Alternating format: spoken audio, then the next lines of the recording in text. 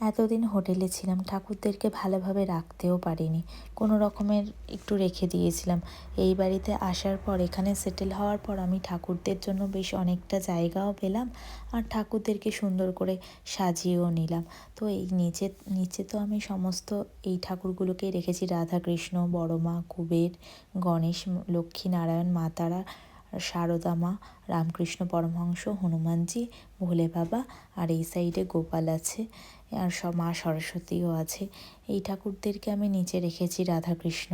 আর ওপরে আমি যেহেতু অনুকূল ঠাকুরের দীক্ষিত, তাই ওপরে আমি অনুকূল ঠাকুরের মা বাবা আর মহাকালে গেছিলাম।